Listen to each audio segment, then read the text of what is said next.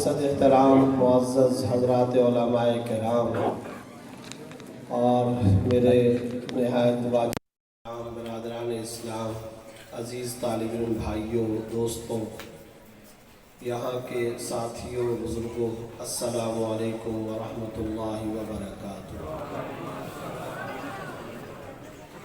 सबसे पहले तो मैं ये वज़ाहत कर दूँ कि जनाब मौलाना कारी तलहा उस्मान साहब ने जो कुछ बातें मेरे बारे में इरशाद फरमाई हैं, उनकी वजह से यहाँ बैठा हुआ कोई साथी किसी गलतफहमी के अंदर मुब्तला ना हो।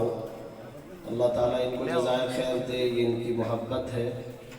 हाँ, ये बात ज़रूर है कि अल्लाह रब्बुल इज़्ज़त मुझे ऐसा कर दे और अल्लाह ऐसा बना दे, इन तमाम कलिमात को बतौर तारीफ़ व तहसीन तो नहीं, अलबत्ता बतौर दुआ के कबूल भी करता हूँ और आपसे भी इसी दुआ की दरख्वास्त करता हूँ।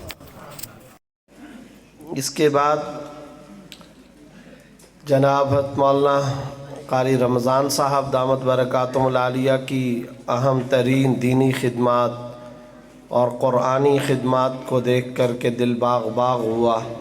अल्लाह इनको उम्र दराज अता फ़रमाए, अल्लाह रब्बुल इज़्ज़त इनका साया हमेशा सलामत रखे, अल्लाह इन्हें सलामती और आफ़ियत के साथ तवील तरीन उम्र दराज अता फ़रमाए। इनके साहबज़ादगान से अल्लाह ताला दीन का काम ले। मौलाना कारी तलहा उस्मान साहब से अल्लाह रब्बुल इज़्ज़त खूब दीन का काम ले, इनसे बड़ी तवक्कुआत भी हैं। अल्लाह इनको इतना इल्म अता फ़रमाए कि उस इल्म की रोशनी पूरी दुनिया में फैल जाए। आज महफ़िल हुस्न क़िरात भी है और आप हज़रात का यहाँ इज्तिमा भी। बस चंद बातें, मैं तो इनका हुक्म पूरा करने के लिए यहाँ हाज़िर हुआ हूँ। बग़ैर किसी रब्त व तमहीद के चंद बातें आपकी खिदमत में अर्ज़ करता हूँ। सबसे पहली बुनियादी बात तो ये है कि अगर सादा लफ्ज़ों में इस वक़्त ये सवाल किया जाए कि उम्मत मुस्लिमा का सबसे बड़ा मसला क्या है, हमारे ज़वाल का सबसे बड़ा सबब क्या है, हमारी पस्ती का सबसे बड़ा सबब क्या है, एक लफ्ज़ के अंदर एक जुमले में ये सवाल मुकम्मल होगा और इसका जवाब भी एक ही जुमले के अंदर मुकम्मल होगा। और वो जवाब ये है कि उम्मत का कुरान से हकीकी और मुअस्सिर रिश्ता कट चुका है। और ये वो बात है जिसको ख़ुद हज्जतुल वदा के मौका पर अपने आखिरी पैगामात देते हुए ख़ुद सरकार दो आलम सल्लल्लाहु अलैहि वसल्लम ने इरशाद फरमा दिया था, तरक्तु फ़ीकुम अमरैन लन तज़िल्लू बिमा तमस्सक्तुम बिहिमा किताबुल्लाह व सुन्नतु रसूलिही सल्लल्लाहु अलैहि वसल्लम। मैं तो जा रहा हूँ मगर दो चीज़ें तुम्हारे दरमियान छोड़ करके जा रहा हूँ, एक अल्लाह की किताब और एक अपनी सुन्नत। जब तक इसको इख्तियार किए रखोगे तुम दुनिया की अजीज़ और गालिब तरीन कौम बने रहोगे, और जब तुम इसे छोड़ोगे तो तुम दुनिया की पस्त ज़वाल पजीर और जलील तरीन कौम में तब्दील हो जाओगे। ये है वाज़े तौर पर बग़ैर किसी लगी लपटी के हमारे मर्ज़ की तशख़ीस, और ये है हमारा सबसे बड़ा मसला। जो लोग ये सोचते हैं कि मैं नमाज रोज़ा भी करता हूँ, मैं मस्जिद का आदी हूँ, मैं ज़िक्र तिलावत की तरफ भी जाता हूँ, उनमें भी ये मसला मौजूद है। और जो लोग रूहानियत और दीनदारी मस्जिद मदरसा मकतब के साथ मुत्तसिल व मुंसलिक नहीं है, उनमें ये बीमारी और ज़्यादा पाई जाती है। जो दीनदार कहलाते हैं उनका ये मसला किस तरह, आज हमने कुरान करीम को अक़ीदत की किताब बनाया है, इसको सुनने के दौरान में कानों के चस्के, जायके, टेस्ट, लुत्फ, कुछ देर का जायका और फिर इसके साथ साथ مردوں کے بخشوانے، تعویذ گنڈے کے لیے استعمال کرنے، قبرستان کے مردوں کے پاس جا کر کے پڑھنے، جنات چڑیل دیو کو بھگانے، نیند کو لانے اور رزق اور معاش کے اندر کچھ بڑھوتری کے لیے بطور وظیفہ استعمال کرنے، ان مقاصد کے لیے آج امت نے قرآن کریم کو رکھ چھوڑا ہے۔ مولوی صاحب، امام صاحب، مولانا صاحب، مفتی صاحب، یہ میری بیٹی رات کو سوتی نہیں ہے، اس کو ڈر لگتا ہے، کوئی قرآن کی آیت بتا دو تاکہ اس کو نیند آ جائے۔ امام صاحب فیکٹری میں مندہ چل رہا ہے، پیسے ویسے نہیں آ رہے، مال وال آج کل نہیں بک رہا اور کاروبار میں اس وقت کمی ہے، کوئی آیت بتا دو، کوئی وظیفہ بتا دو تاکہ پیسے زیادہ آئیں، دکان چلے، فیکٹری چلے، کارخانہ چلے۔ اس پر چڑیل آتی ہے، دیو آتا ہے، جن آتا ہے، اس کو بھگانے کے لیے کوئی آیت بتا دو۔ تو میں آپ سے پوچھتا ہوں، کیا جبرائیل امین نے 23 سال کے عرصے میں محمد الرسول اللہ صلی اللہ علیہ وسلم پر اس کلام قرآن کو ان مقاصد کے لیے اتارا تھا؟ کیا یہ جنات کو بھگانے کے لیے آیا ہے؟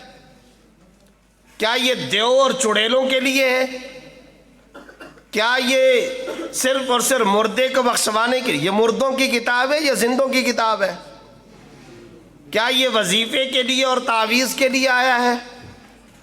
آج پوری کی پوری امت مسلمہ نے کتاب برکت اس کو بنایا، چومنے کی کتاب بنایا، کتاب عقیدت بنایا، کتاب تبرک بنایا، لیکن اسے دستور حیات کے طور پر، ضابطۂ زندگی کے طور پر، اسے گائیڈ بک کے طور پر آج ہم نے اس کے ساتھ رشتہ منقطع کر دیا ہے۔ رب کعبہ کی قسم، امت مسلمہ کا سب سے بڑا سانحہ اور المیہ یہی ہے۔ کوئی سننا چاہے سنے، نہیں سننا چاہتا نہ سنے۔ یہ کوئی پرانے بزرگوں کی سٹوریاں، کہانیاں، وصیتیں، نصیحت کے طور پر نہیں عرض کر رہا ہوں، علی وجہ البصیرت، تقلید کی بنیاد پر نہیں، تحقیق کی بنیاد پر، شرح صدر کی بنیاد پر یہ بات عرض کرتا ہوں۔ امت کا قرآن سے رشتہ کٹ چکا ہے، اور یہ ہے سب سے بڑا مسئلہ۔ خدا کی قسم، جو مسلمان برادران اسلام دیندار بھی کہلاتے ہیں، ان کے مزاج کی کوئی میچنگ قرآن سے نظر نہیں آتی ہے، مسلکوں کے خول میں بند ہو گئے، دینی مزاج کو گلی اور ایک مسجد کی 4 دیواری کے اندر ہم نے محدود کر کے رکھا ہے، سکیڑ کے رکھا۔ یہ میرا اور آپ کا مزاج، اب آ جاؤ ذرا قرآن کی طرف۔ قرآن کریم کا مزاج کیا ہے؟ یا ایہا الناس، اے انسانیت، قل اعوذ برب الناس۔ ناس کس کو کہتے ہیں؟ لوگوں کا، انسانوں کا رب، ملک الناس، الہ الناس، الناس، انی رسول اللہ الیکم جمیعا، میں تم سب کی طرف، پوری انسانیت کی طرف اللہ کا پیغمبر اور رسول بنا کر کے بھیجا گیا ہوں، جمیعا، سب کے سب، تمام انسانیت کی طرف۔ وَمَا خَلَقْتُ الْجِنَّ وَالْإِنسَ إِلَّا لِيَعْبُدُونَ۔ انسانیت کا مقصد، انسانیت کی تخلیق کا مقصد، آپ اندازہ لگائیے، ایک ایک لفظ آپ کو قرآن کریم کا یہ مزاج بتائے گا۔ جہاں بانی کی کتاب ہے، تسخیر کائنات کی کتاب ہے، انسانیت اور اس کے اداروں کو چلانے والی کتاب ہے، واشنگٹن ہو کہ چائنا، برطانیہ ہو کہ جرمنی، یورپ، وسطی ایشیا کی اسٹیٹس اور ریاستیں، رشین ریاستیں، افریقی ممالک، جکارتا سے لے کر کے انڈونیشیا اور عرب کنٹریز تک، غیر عرب کنٹریز، عجمی ممالک، عربی ممالک، یورپی ممالک، ان تمام کے اداروں اور اسٹیٹس اور ریاستوں کو چلانے کے لیے یہ قرآن کریم اترا اور نازل ہوا تھا۔ اتنا بالا تصور، اتنا بڑا تصور، اور ہماری اتنی سی چھوٹی سی تنگ نظری پر مبنی معمولی سی ذہنیت اور مزاج، حلقے بن گئے آج ہمارے، ان حلقوں میں سکڑتے گئے، بٹتے گئے، محدود ہوتے گئے، اور محدود سے محدود تر ہوتے ہوتے آج ہم زوال کی تصویر بنے ہوئے ہیں۔ کیوں؟ قرآنی مزاج انسانیت کے اندر ڈیولپ ہی نہیں ہوا۔ آج کی انسانیت کے اندر یہ قرآن کریم کا مزاج پیدا نہیں کیا جا سکا۔ اور دیکھیے، جا بجا حیرانگی ہوتی ہے، حیرانگی، نماز، روزہ، زکوٰۃ، تراویح اور عمرہ، اور صرف محاسبہ، ذکر اور تلاوت، چند رسومات کا مجموعہ ہم نے قرآن کریم کو بنایا۔ کبھی ترجمے کے ساتھ قرآن کو پڑھیں تو صحیح، یہ کتنی اونچی ذہنیت دیتا ہے۔ الم تر ان اللہ انزل من السماء ماء، اب آسمان سے بارشوں کا تذکرہ کر رہا ہے۔ فاخرجنا بہ ثمرات، پھلوں کا تذکرہ، مختلف الوانها ومن الجبال جدد بیض وحمر مختلف، کیا کہہ رہا ہے قرآن؟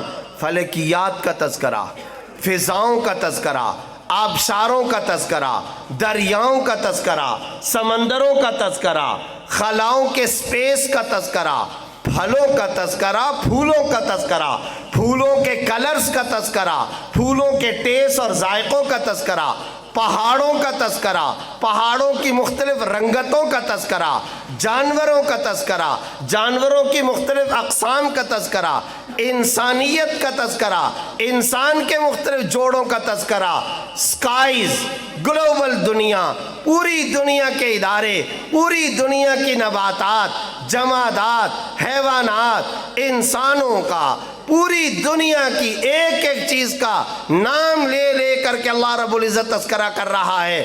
بیالوجی اس کے اندر، فزکس اس کے اندر، کیمسٹری اس کے اندر، جدید ٹیکنالوجی اس کے اندر، سائنس اس کے اندر۔ قرآن کریم کی تو یہ آیتیں، یہ ذہنیت، یہ مزاج دیتی ہیں، اور ہم نے قرآن کریم کو محدود کر کے رکھا ہے۔ نماز، صرف روزہ، حج، بیت اللہ، چند شاعر اسلام، عبادات اور رسومات کے مجموعے تک قرآن کریم کو محدود کر کے رکھا ہے۔ یہ ہے انسانیت کا، آج کے دور کا، ملت اسلامیہ کا سب سے بڑا مسئلہ۔ قرآن مسلمان نہیں پڑھ رہے، اور اگر پڑھتے ہیں ترجمے کے ساتھ نہیں پڑھتے، تفسیر کے ساتھ نہیں پڑھتے، اس کے معنی کو نہیں سمجھتے۔ قرآن کیا کہتا ہے؟ سنریہم آیاتنا فی الآفاق، ہم دکھائیں گے ان کو نشانیاں آفاق میں، وفی انفسہم، ان کے اپنے وجودوں میں، حتی یتبین، یہاں تک کہ واضح ہو جائے گا۔ بانا یبینو کا ترجمہ ہوتا ہے نصف النہار کی روشنی کے اندر جس طرح چیزیں واضح ہو جاتی ہیں۔ کیا واضح ہوگا؟ اللہ، اور اللہ کا یہ نظام اسلام ہی حق ہے، اس کے علاوہ دنیا میں کوئی مذہب حق نہیں۔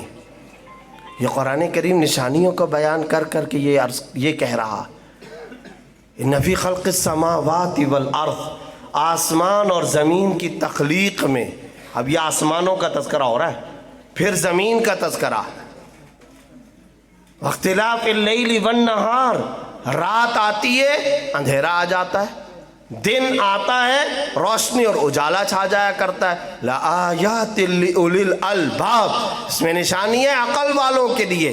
اب یہ عقل والے کون ہیں؟ الباب، لب کی جمع، یہ لب دماغ، یہ عقل اور ذہن والے کون ہیں؟ انٹیلیجنس لوگ کون ہیں؟ یہ ذہین لوگ کون ہیں؟ اللہ کس کو سمجھدار کہہ رہا ہے؟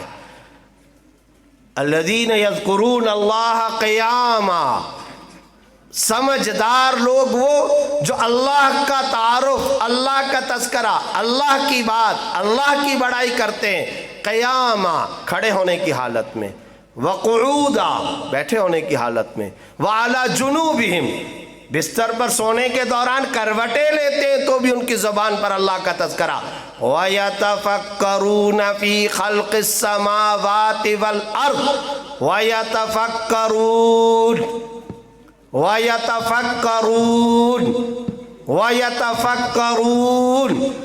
اور آسمان اور زمین کی نشانیوں میں تفکر کرتے ہیں, غور و فکر کرتے ہیں. یتفکرون, اور یہ سب کچھ کرنے کے بعد کیا کہتے ہیں؟ ربنا ما خلقت ھذا باطلا, اے ہمارے رب تو نے ان تمام چیزوں کو کوئی بیکار اور رائیگاں پیدا نہیں کیا. سبحانک سبحانک, یا اللہ میں آپ کی تسبیح بیان کرتا ہوں, ہم آپ کی تسبیح و تقدیس بیان کرتے ہیں. فقنا عذاب النار, ہمیں جہنم کے عذاب سے بچا لیجئے. مفکر اسلام مولانا سید ابو الحسن علی میاں ندوی رحمۃ اللہ علیہ ساری زندگی اس بات کی کمپین چلاتے رہے کہ موجودہ دور کے سب سے بڑے علمی حادثے کو اگر بیان کیا جائے تو سب سے بڑا علمی حادثہ یہ ہے, سائنس پڑھائی جاتی ہے, ٹیکنالوجی پڑھائی جاتی ہے, مگر اس سائنس کے علم سے اللہ کے نام کو جدا کر دیا گیا ہے. یہ اس دور کا سب سے بڑا علمی حادثہ ہے. قرآن کیا کرتا ہے؟ قرآن کریم یہ کرتا ہے, خدائی نشانیاں بیان کرتا ہے اور پھر کہتا ہے فتبارک اللہ احسن الخالقین. قرآن کریم نشانیاں بیان کرتا ہے, پھر کہتا ہے تبارک الذی بیدہ الملک. قرآن کریم نشانیاں بیان کرتا ہے, پھر کہتا ہے سبحانک فقنا عذاب النار. سب سے بڑا علمی حادثہ یہ ہے, ٹیچر آیا, سائنسدان آیا, واسا ناسا کے اندر ایک سائنٹسٹ بیٹھا ہوا ہے, انگریڈینٹس اجزائے ترکیبیہ ملاتا نئی ایجادات کرتا ہے, مگر ان تمام ایجادات کا تذکرہ کرتے ہوئے ایک سائنس ٹیچر بیالوجی پڑھاتے ہوئے, ٹیکنالوجی کی تعلیم دیتے ہوئے, سائنس کی تعلیم اپنے ایگزامینیشن روم کے اندر, اپنی درسگاہ کے اندر, اپنے کلاس روم کے اندر پڑھتے پڑھاتے ہوئے وہ یہ نہیں کہتا کہ ان تمام چیزوں کو پیدا کرنے والا اللہ رب العزت ہے. ان مخلوقات کے تذکرے سے خدا کے تذکرے تک پہنچو. مخلوق کا تذکرہ اس لیے تاکہ خالق کا تعارف ہو سکے. یہ ہے موجودہ دور کا سب سے بڑا حادثہ. اور یہ کیوں پیدا ہوا؟ اس لیے کہ آپ نے اور میں نے قرآن کریم کو برکت کی کتاب بنایا ہے. ہم نے تلاوت کی کتاب زیادہ سے زیادہ بنا لیا. ترجمہ, تفکر, غور و فکر, تفسیر, اس کا معنی, اس کا مفہوم کچھ پتہ نہیں. اسی مجلس کے اندر اگر کہا جائے تو لإیلاف قریش بہت سارے لوگوں کو یاد ہے یا نہیں ہے؟ بہت سارے لوگوں کو یاد ہے, نمازوں کے اندر پڑھتے بھی ہیں. 70 سال ہو گئے پڑھتے ہوئے, عمر 80 سال ہو گئی ہے. مالک یوم الدین کا ترجمہ کیا ہے کچھ پتہ نہیں. واٹ از دا میننگ ایاک نعبد و ایاک نستعین, کیا گہرائی ہے اس کے اندر.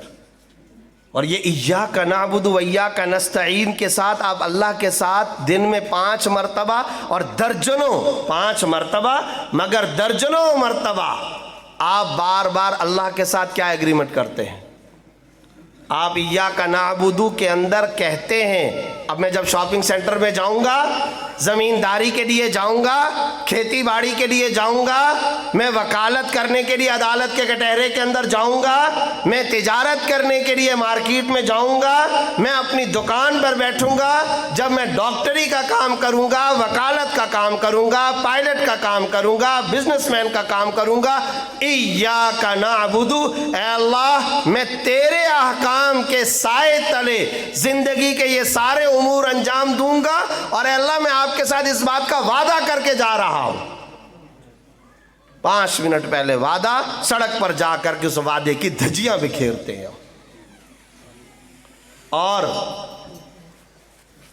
حضرت مجدد صاحب رحمۃ اللہ علیہ نے ایک بڑی خوبصورت مثال دی ہے, ذرا توجہ کے ساتھ اس مثال کو آپ سمجھیے اور پھر ذرا سمجھیے کہ ہم اب تک قرآن کے ساتھ کس طرح کا بیہیویئر رکھے ہوئے ہیں.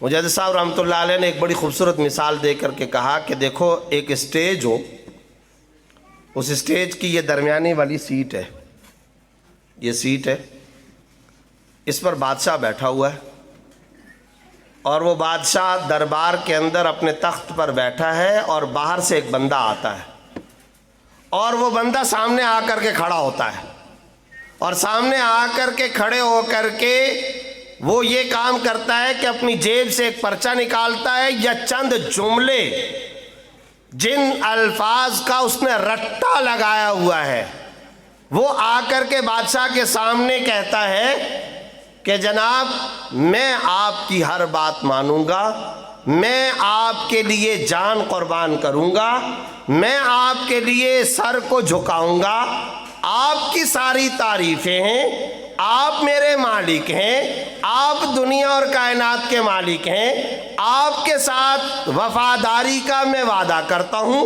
जो आपका आर्डर होगा वो मैं पूरा करूंगा।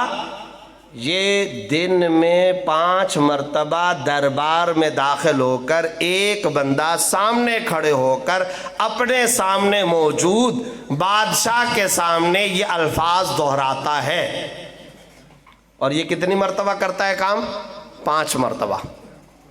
अच्छा, अब ज़रा ये बताइए कि अगर इसी दौरान में बादशाह को ये पता चल जाए कि ये मेरे साथ आकर के मेरे सामने तारीफ़ें करता है और एक नहीं, दो नहीं, कई कई मरतबा तारीफ़ें करता है, यहाँ से निकलने के बाद जब ये बाहर जाता है तो एक एक बात जो मैंने इसको कही होती है ये उसकी खिलाफ वर्जी करता है और उसको तोड़ता है, उसकी धज्जियाँ बिखेरता है।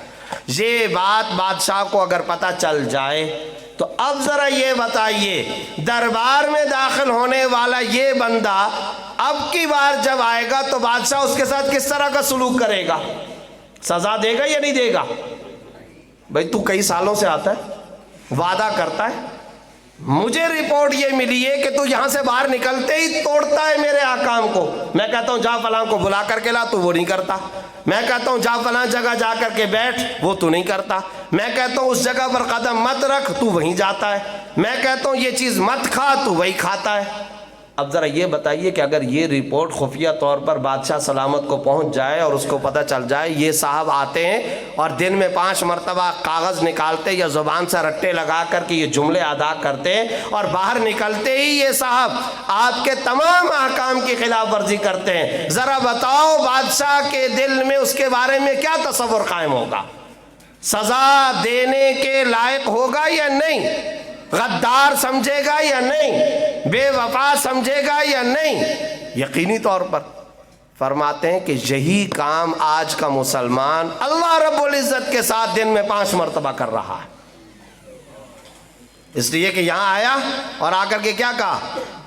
बिल्कुल यही तसव्वुर कायम कीजिए, सामने अल्लाह रब्बुल इज़्ज़त ये आया, हाथ बांधे बड़े अदब और एहतराम के साथ, अल्लाह सारी तारीफ़ें तेरी हैं, रिश्वत नहीं लूँगा, चोरी नहीं करूँगा, डाका नहीं मारूँगा, आप ग़ीबत से मना करते हैं नहीं करूँगा, आप हराम खोरी से मना करते हैं नहीं करूँगा, आप जो अहकाम आप दे रहे मैं उनके ऊपर बिन्नुआन अमल करूँगा। और फिर जैसे ही दरबार से बाहर निकलता है, सड़क पे खड़े होकर रिश्वत लेता है, कारोबार करता है, हराम करता है, सूद खोरी करता है, बदकिरदारी करता है, बाहर जा कर के तरह तरह के गुनाह करता है। ज़रा ये बताइए कि इन सारे कामों का अल्लाह ताला को पता चल रहा है या नहीं पता चल रहा? पता चल रहा है। और फिर ये आगे ये सब कुछ करने के बाद फिर 2 घंटे बाद दोबारा आ जाता है, 4 घंटे बाद फिर आ जाता है। हज़रत मुजद्दिद साहब रहमतुल्लाह अलैह ने फरमाया इस बात का ये मुस्तहिक है कि दरअसल इस पे कोड़े बरसाए जाएं।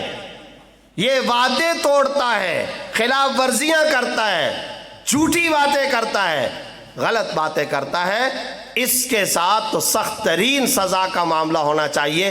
लेकिन अल्लाह के फ़ज़ल और अल्लाह के करम, अल्लाह की शफ़क़त और रहमत खुदाबंदी पे क़ुरबान जाइए, उसके बावजूद इस मुसलमान को अपनी मस्जिद में आने देता है और कबूल फरमाता है और आने देता है।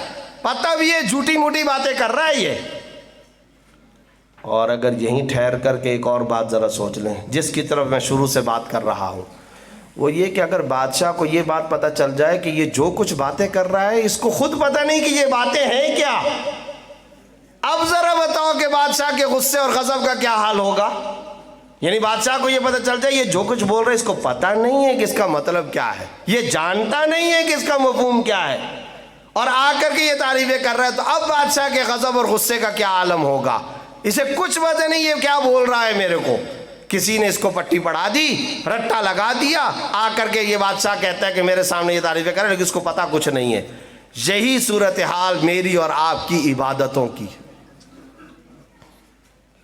کچھ ہمیں پتہ نہیں ہے کہ ان آیتوں کا ترجمہ کیا ہے، معنی کیا ہے۔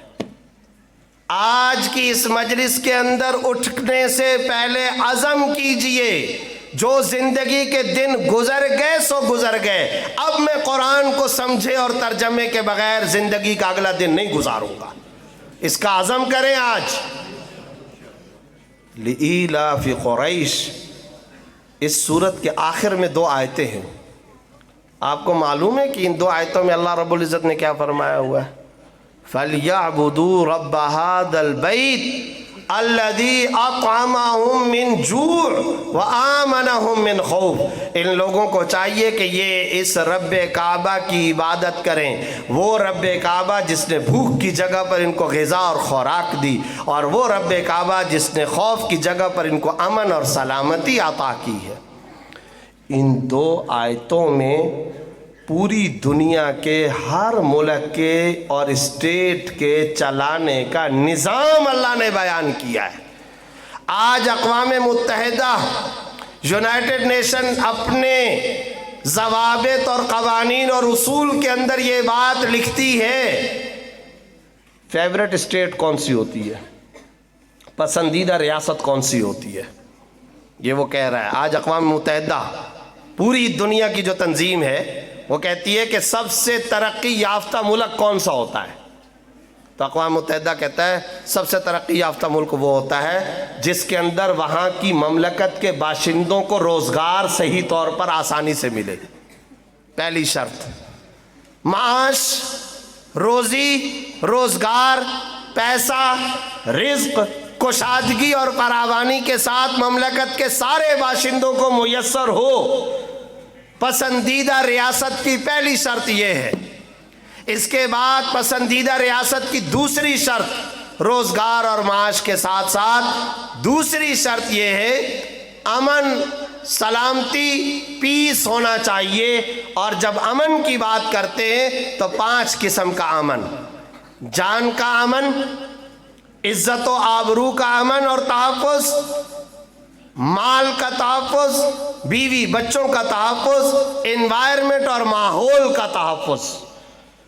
سڑک پر گولیاں چل رہی ہوں، دائیں بائیں انسانوں کو گاجر مولی کی طرح کاٹا جا رہا ہو تو وہاں ادب کی بزمیں نہیں سجائی جا سکتی ہیں۔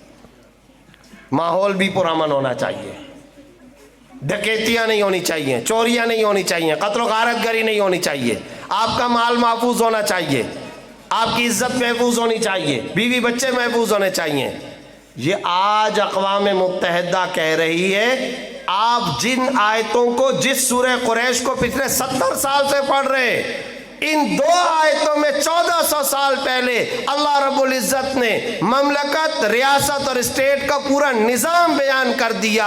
الذی اطعمہم من جوع وآمنہم من خوف۔ اس رب کی یہ عبادت کریں جس نے بھوک کی جگہ پر ان کو خوراک اور غذا فراہم کی اور بد امنی کی جگہ پر امن اور سلامتی عطا کی۔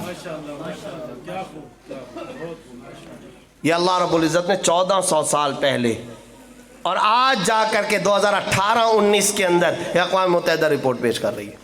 تو کبھی میں نے اور آپ نے نماز پڑھتے ہوئے یہ سوچا، یہ لإیلاف قریش کو پڑھتے ہوئے کبھی ہم نے یہ سوچا کہ اللہ نے اس سورہ قریش کی آخری 2 آیتوں میں مملکت کا پورا نظام بیان کیا؟ کبھی ہم نے اس کا سوچا؟ اس طرح سے قرآن کو کبھی کسی نے پڑھا؟ اس لیے خود قرآن کریم پکار پکار کر اپنے 5 حقوق بیان کرتا ہے۔ اب ذرا میرے ساتھ چلیے، میں نمبر وار یہ مختصر لفظوں میں چند منٹوں کے اندر اپنی بات ختم کرنے لگا ہوں۔ نمبر وار میں 5 حقوق بیان کر رہا ہوں جو خود قرآن کریم پکار پکار کے کہہ رہا ہے۔ آج سنیں، اس بندھن حال کے اندر یہ سن کر جائیے اور قرآن کریم سے اپنا بندھن قائم کیجئے۔ رشتہ قائم کیجئے، قوی، مؤثر، پختہ اور مستحکم، مضبوط حقیقی رشتہ، وہ تقلیدی نہیں۔ اس کی وجہ سے تو حالات ہی نہیں بدل رہے، وہ صرف برکت والا نہیں۔ پتہ نہیں کیا ہو گیا ہم سب کو، ڈاکٹری کی کتابیں چومنے اور چاٹنے سے کوئی ڈاکٹر بنا ہے آج تک؟ تو قرآن کو صرف چومنے اور چاٹنے سے ہم مومن اور مسلمان بن جائیں گے؟ وکالت کی کتابیں پڑھنی پڑتی ہے نا، مغز ماری کرنی پڑتی ہے، میڈیکل کی کتابیں پڑھنی پڑتی ہے نا، عالم کتابیں پڑھتا ہے تب جا کر کے عالم بنتا ہے نا۔ دنیا کی کوئی کتاب بتاؤ جس کو صرف چومے، پیٹھ نہیں ہونی چاہیے، گر جائے تو فوراً بھاگ کر کے امام صاحب کے پاس آتے ہیں، کفارہ کیا ہے؟ تو روزانہ سڑک پہ کھڑے ہو کر اس کے احکام توڑتا ہے، اس کے اوپر تو نے کبھی کفارہ نہیں پوچھا۔ مصحف اگر قرآن کریم کا گر گیا تو کفارہ پوچھنے کے لیے آ گیا۔ یہ کیا ہے؟ رسمیات۔ یہ قرآن کریم کے ساتھ رسمیات کا تعلق، ہٹائیے اس تعلق کو، اس رسمی تعلق کو ختم کیجئے، حقیقی تعلق قائم کیجئے۔ قرآن کریم کے ساتھ تجدید تعلق آج کے دن قائم کیجئے، نیا تعلق سمجھنے والا۔ اب قرآن کریم کا پہلا حق سورہ نساء آیت نمبر 136، یا ایھا الذین آمنوا آمنوا باللہ ورسولہ والکتاب الذی نزل علی رسولہ۔ پہلا حق، اے ایمان والو اس قرآن کریم پر ایمان لاؤ۔ اور ایمان لانے کا مطلب کیا ہے؟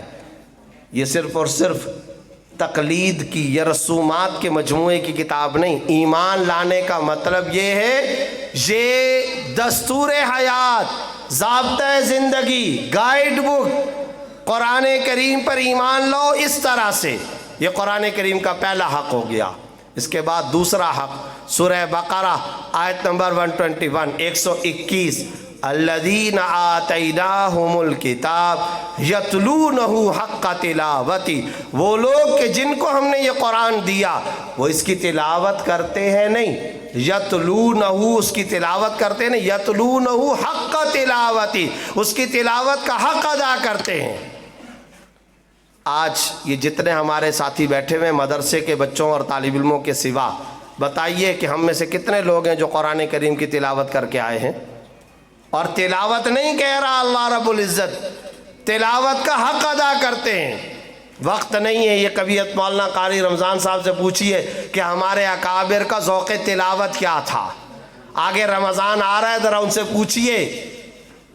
امام ابو حنیفہ رحمۃ اللہ علیہ کے ہم پیروکار ہیں، ان کا رمضان اس طرح سے گزرتا تھا کہ یکم رمضان فجر کی نماز سے لے کر رات تک ایک قرآن کریم کی تلاوت مکمل، رات سے لے کر صبح تک ایک اور قرآن کریم کی تلاوت مکمل۔ ادھر رمضان کے 30 دن پورے ہوتے تھے، ادھر 62 مرتبہ قرآن کی تلاوت مکمل ہوتی تھی۔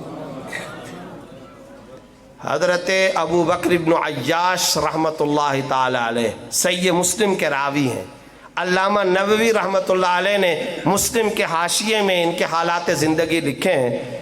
ان کا جب انتقال ہونے لگا تو انتقال کے وقت میں ان کی بیٹی قریب آئی اور رونے لگی۔ حدیث کے بڑے راوی ہیں، بیٹی رونے لگی تو انہوں نے کہا اپنی بیٹی سے کہ بیٹی کیوں روتی ہو؟